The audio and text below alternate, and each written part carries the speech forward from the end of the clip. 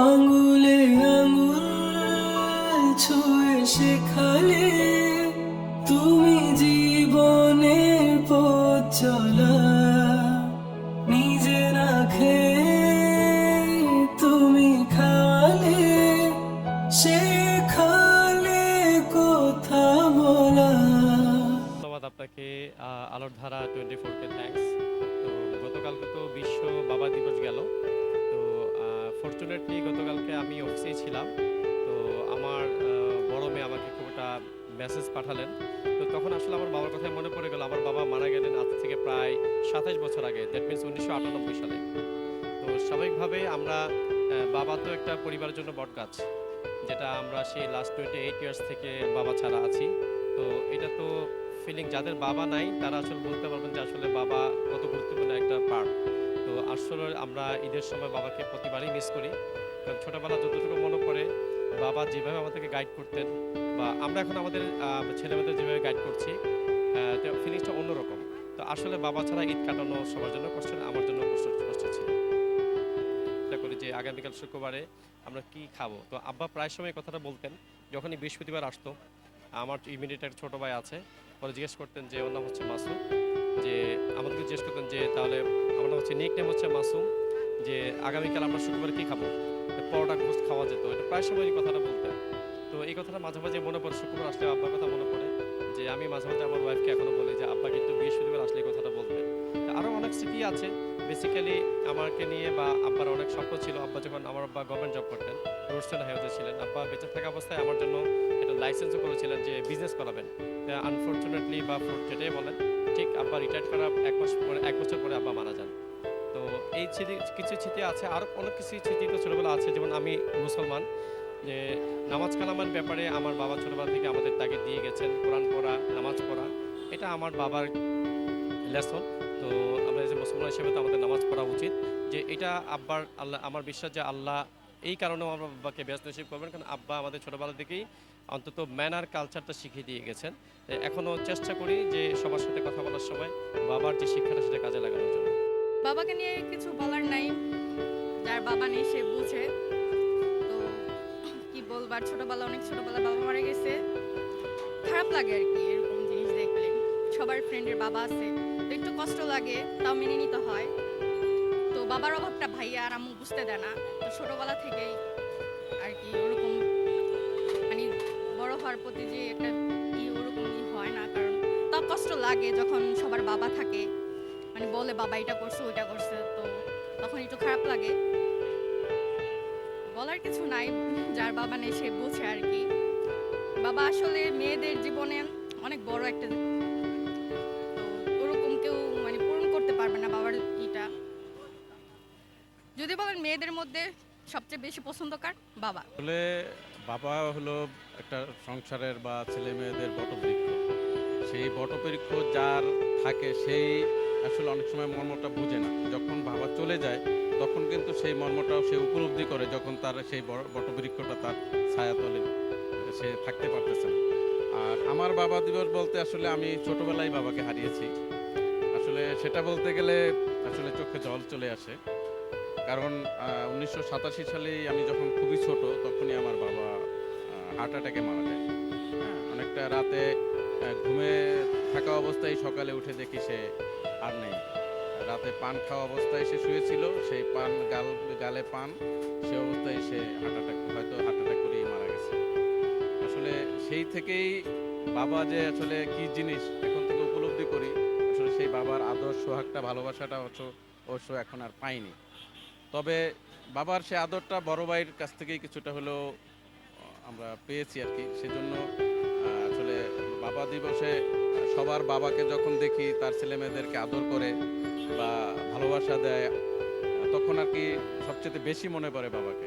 যে আসলে বাবা যে কি ছিল সেই উপলব্ধিটা আসলে আমরা উপলব্ধি করি। কিন্তু অনেকেই আছে এই যে বাবা দিবসে অনেকে হয়তো অনেক সুন্দর সুন্দর স্ট্যাটাস দেয় ফেসবুকে, অনেক কথা বলে।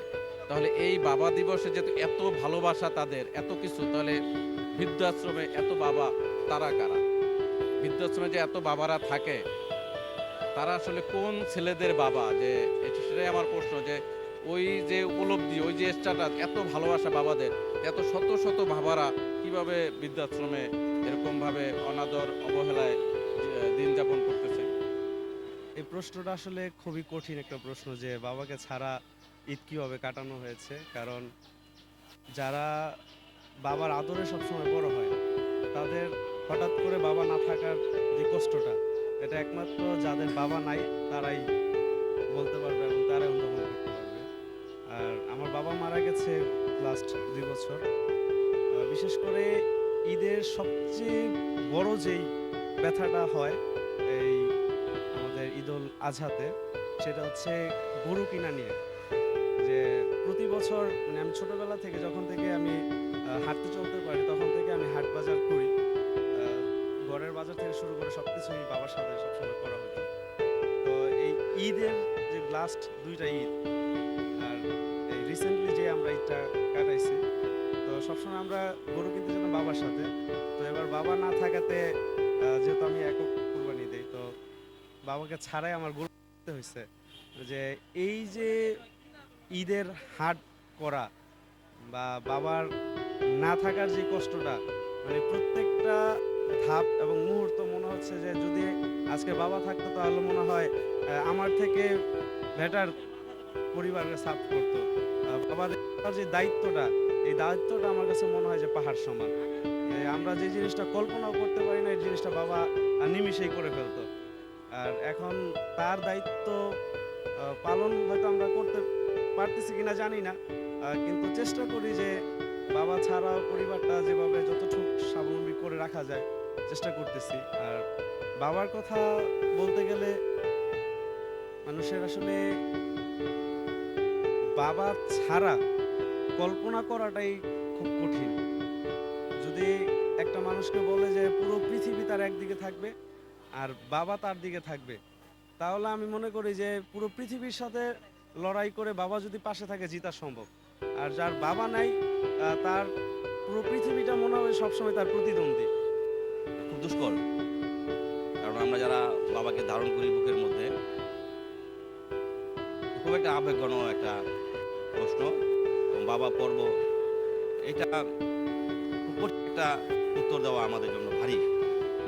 এবং বাবা তো আমাদের অন্তরে মিশে আছে, প্রতিনিয়ত বাবার যে স্নেহ মাখা যে আদর, এগুলো আমরা অনুভব করি প্রতিনিয়ত। তারপরে বাবা আমাদের তাদের নিয়ে ছাড়া সময় কাটানো, এটা আমাদের জন্য খুব কঠিন হয়ে পড়ে। প্রতিনিয়ত বাবাকে স্মরণ করে এবং এই দিনটি যে বাবা দিবস, এই বাবা দিবসটা যেভাবেই হোক এই দিনটার যে আমাদের উদযাপন শুরু হয়েছে, এবং এই দিনটাকে আমি বাবাকে খুব শ্রদ্ধা জানাই এবং বাবাকে অনেক বেশি ভালোবাসি। বাবা আপনি যেখানেই আছেন আপনার প্রতি ভালোবাসা, শ্রদ্ধা। আপনি হ্যাঁ, যে গতকাল বাবা দিবস গেছে, ধন্যবাদ আলোধরাকে বাবা সম্বন্ধে কিছু বলতে দেওয়ার জন্য। আসলে আমার বাবা এখনো বেঁচে আছেন, আলিফ।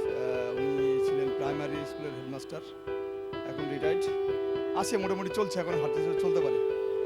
বাবা কি আসলে এটা এটা বিশ্লেষণ বা এক্সাম্পল দেওয়া টাফ। বাবা অনেক বড় একটা জগৎ, পৃথিবীর চেয়েও বড়। বিশেষ করে আমি বাবাকে এইভাবে স্মরণ করব, আমার গায়ে শির হয়ে যাচ্ছে। মাঝখানে আমি বছর ধরে চরম বিপদে ছিলাম, অর্থনৈতিক কষ্ট বলেন, হ্যাঁ, তারপরে এত বড় কষ্ট আমার জীবনে যায় না, কিন্তু সবচেয়ে আগে এসে দাঁড়িয়েছিল আমার বাবা। আগে শুধু একটা বলতো, আমি তো আছি, তুই এমন করছিস কেন, আমি তো আছি, আমার সম্পত্তি আছে, আমি আছি, চালিয়ে যা। ধন্যবাদ বাবা আপনাকে যে আমার পাশে দাঁড়ানোর জন্য। আমি আমি চাই আপনি, আল্লাহ আপনাকে আরও দীর্ঘ আয়ু দিক, আমাদের সাথে থাকেন। আমি চাই আমি হতভাগার সন্তান যেন আপনাকে সেবা করতে পারি, আমার সেবা নিয়ে যেন আপনি পৃথিবী থেকে যেতে পারেন। হ্যাঁ, এটাই আমি চাই। বাবা আপনি ভালো থাকবেন, স্যালুট বাবা আপনাকে, স্যালুট। আমি একবার পানিতে পড়ে ডুবে যাচ্ছিলাম অনেক আগে, আমি তখন মনে করেন যে 3-4-এ পড়ি। তো বাবা সাঁতার জানতেন, আগপাস না ভেবে ঝাঁপ মারছিলেন, যে পোশাক ছিল ওই পোশাকে আমাকে বাঁচানোর জন্য। তো বাবা যে কি সন্তানের জন্যে, যদি আমার 2 ছেলে আছে, আমার বউ একজন লেকচার, তো আমি বুঝি, এখন অনুভূতি থেকে বুঝি বাবার কাছে কি ছিলাম। যেহেতু আমার এখন সন্তান আছে, আমি আবার বাবার কাছে কি ছিলাম। ভালোবাসাটা যদি আমার প্রথম সন্তান জন্মায়, বাবার প্রতি ভালোবাসা তখন কয়েক গুণ বেড়ে গেছে, যে বাবা কি আমি উপলব্ধি করতে পারছি। জি, তো বাবাকে কি বলবো, বাবার সাথে পাশাপাশি মাকেও বলবো, আমরা 4 ভাই বোন সকলেই এস্টাবলিশ আলহামদুলিল্লাহ। মোটামুটি সবাই শিক্ষিত, উচ্চশিক্ষিত আছে। আমার বোন টিচার, সবই আমার বাবার দান, বাবা মায়ের অবদান। আল্লাহ তাদেরকে বাঁচিয়ে রাখুক। আপনাদেরকেও ধন্যবাদ, আল্লাহ তাআলাকে ধন্যবাদ। বাবার সম্বন্ধে কিছু বলতে পারলাম, এটা আমার জন্য অনেক অনেক আনন্দের, অনেক আনন্দের। আপনাদেরকে অসংখ্য ধন্যবাদ, স্যালুট আপনাদেরকে।